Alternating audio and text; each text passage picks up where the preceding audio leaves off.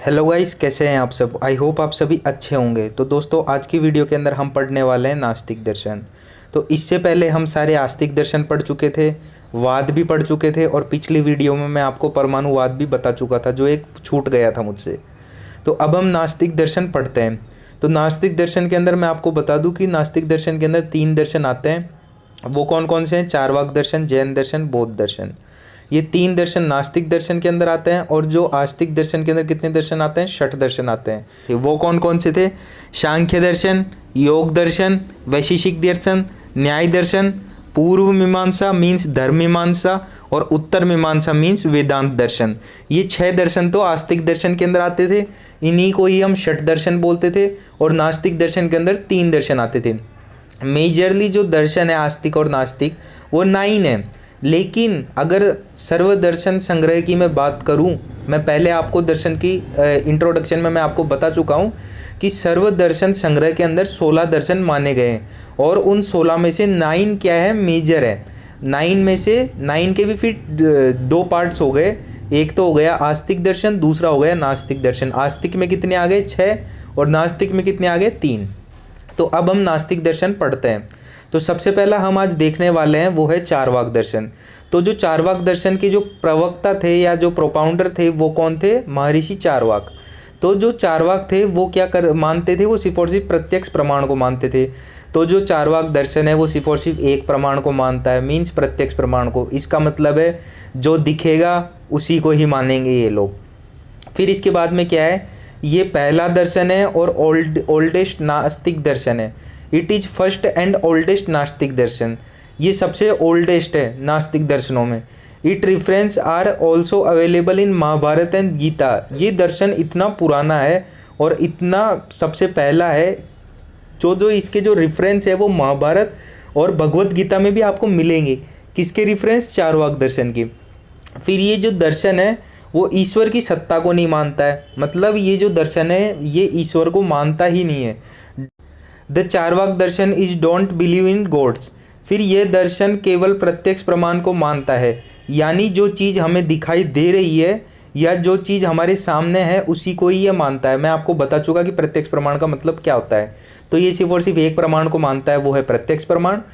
जो चीज़ प्रत्यक्ष सामने नहीं है लिखी हुई, वो चीज़ वह नहीं मानता है। इसलिए जो चारवाक दर्शन है वो वेदों को भी नहीं मानता है। तो जो चारवाक दर्शन है वो भगवान को भी नहीं मानता है और वेदों को भी नहीं मानता है। वेदों को इस वजह से नहीं मानता है क्योंकि वो सामने लिखी हुई नहीं है, इस वजह से। और भगवान को इस वजह से नहीं मानता है क्योंकि भगवान हमें दिखते नहीं है, इस वजह से। फिर उसके बाद में जो चारवाक दर्शन है वो पंच महाभूत के अंदर से आकाश को भी नहीं मानता है। अब वो आकाश को क्यों नहीं मानता है वो हम देखेंगे। और जो बाकी के 4 महाभूत है, जल, तेज, वायु, पृथ्वी, इनको वो मानता है। लेकिन वो आकाश को क्यों नहीं मानता है? क्योंकि आकाश हमें दिखता नहीं है। और हम जैसे जैसे ऊपर जाते जाएंगे आकाश में, वैसे वैसे ऊपर जाते जाएंगे। कभी भी अंत नहीं है आकाश का। जो पृथ्वी है, जल है, तेज है, वायु है, इन सबको हम देख सकते हैं। अब कुछ लोग बोलेंगे कि सर वायु भी तो नहीं दिखती है। लेकिन वायु स्पर्श तो होती है ना, दिखती नहीं है तो क्या हुआ? स्पर्श तो कर सकते हैं हम वायु को। जब हवा चलती है तब हमारी बॉडी को वायु छू कर जाती है, तब हमें ये तो पता चलता है ना कि वायु चल रही है। इस वजह से जो पृथ्वी, जल, तेज और वायु है उन्हें हम देख सकते हैं। और जो आकाश है वो कैन नॉट सीन। इस वजह से जो चारवाक दर्शन है वो पंच महाभूतों में से एक महाभूत को नहीं मानता। ये बहुत ज़्यादा इंपॉर्टेंट क्वेश्चन है। फिर it accept only physical body, no separate atma. तो ये सिर्फ और सिर्फ फिजिकल बॉडी को मानता है, आत्मा को नहीं मानता है। ये चारवाक दर्शन आत्मा को भी नहीं मानता है क्योंकि आत्मा क्या है? दिखती नहीं है, इस वजह से। फिर जो चारवाक दर्शन है does not accept the Brahma. तो जो चारवाक दर्शन है वो ब्रह्मा को as a creator of universe accept नहीं करता है, क्योंकि ब्रह्मा दिखते नहीं है, इस वजह से एक्सेप्ट नहीं करता है चारवाक दर्शन ब्रह्मा को। फिर जो चारवाक का मतलब क्या होता है? चारू मीन्स क्या होता है? स्वीट। वाक मीन्स क्या होता है? Words. Means sweet tongued. They talk secret. मतलब जो लोग हैं वो चारवाक दर्शन को मानते हैं वो कैसे कैसे होंगे? तो उनके क्या होंगे? स्वीट वर्ड्स होंगे। वो स्वीटली बात करेंगे आपसे, ईट और swallow the words without care of पुण्य पाप, मतलब वो पुण्य पाप को बिना देखे बोलेंगे। नो मॉरल वैल्यूज़ रहेगी, उनका कोई मॉरल वैल्यूज़ नहीं है, कोई एथिक्स नहीं है, बिल्कुल कुछ नहीं है उनका। मीन्स जो चारवाक दर्शन वाले आदमी हैं वो कैसे होंगे, स्वीट वर्ड्स वाले होंगे, स्वीटली बोलेंगे और उनके कोई मॉरल वैल्यूज़ नहीं रहेंगे, ना ही कोई एथिक्स रहेगी उनकी। फिर उसके बाद में जो चारवाक दर्शन है ये सबसे ज़्यादा इंपॉर्टेंट है। ये कौन सा वाद मानता है, ये मानता है भूतमवाद, फिजिकल बॉडी नो सेपरेट आत्मा। ये सिर्फ और सिर्फ फिजिकल बॉडी को एक्सेप्ट करता है, आत्मा को एक्सेप्ट नहीं करता है। फिर उसके बाद में this darshan does not accept the authenticity of Veda, Ishwar, swarg, punarjanma, धर्म, न्याय और पुण्य और पाप कर्म। तो ये जो दर्शन है वो ना ही तो वेदास को मानता है, फिर ईश्वर मतलब भगवानों को भी नहीं मानता है, फिर स्वर्ग मतलब हेवन को भी नहीं मानता है, ना ही नर्क को मानता है। फिर उसके बाद में जो पुनर्जन्म है, रीबर्थ है, उसको भी नहीं मानेगा। एथिक्स है, जो धर्म है, उसको भी नहीं मानेगा।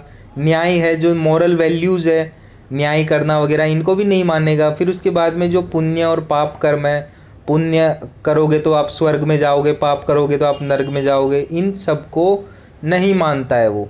फिर living happily is the ultimate goal of human. ये सबसे इम्पोर्टेंट लाइन है चारवाक दर्शन की।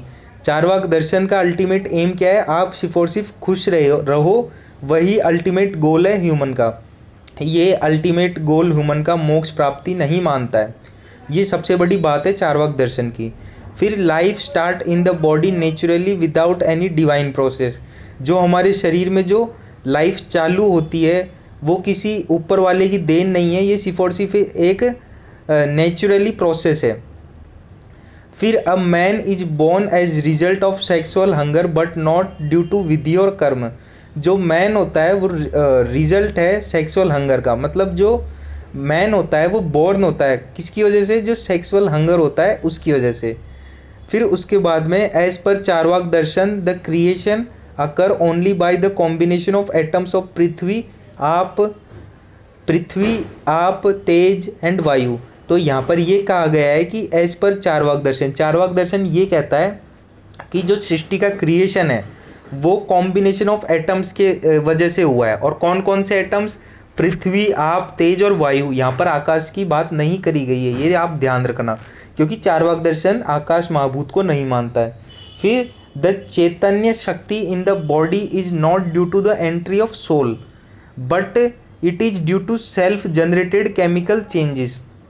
तो जो चैतन्य शक्ति है हमारी बॉडी के अंदर वो कोई सोल वगैरह नहीं है, कोई आत्मा वगैरह नहीं है। ये क्या है, ये सेल्फ जनरेटेड केमिकल चेंजेस है।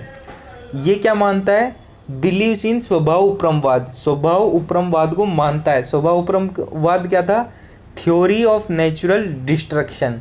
मीन्स ये दो वाद को मानता है, एक तो भूतामवाद, ये इसका खुद का है, और बिलीव करता है स्वभाव उपरमवाद पर। लेकिन जो स्वभाव उपरमवाद था वो किसने दिया था, चरक आचार्य ने। मैं अपनी पिछली वीडियोस के अंदर बता चुका हूँ सारे वाद वगैरह। अगर आपने वाद वगैरह नहीं पढ़े हैं तो आप पहले वो जाकर देखिए, उसके बाद में ये वीडियोस देखना है, फिर आपको और भी ज़्यादा अच्छे से ये वीडियोस, ये दर्शन वगैरह आपको समझ में आए होंगे। आई होप गाइज आपको चारवाक दर्शन पूरा समझ में आ गया होगा। और फिर भी अगर किसी स्टूडेंट को कोई डाउट रह जाता है तो वो कमेंट सेक्शन में कमेंट करके पूछ सकता है। और गाइज अगर आपको ये मेरी वीडियो अच्छी लगती है तो मेरी वीडियो को लाइक करें, ज़्यादा से ज़्यादा शेयर करें। और दोस्तों थैंक यू हमारी वीडियो देखने के लिए।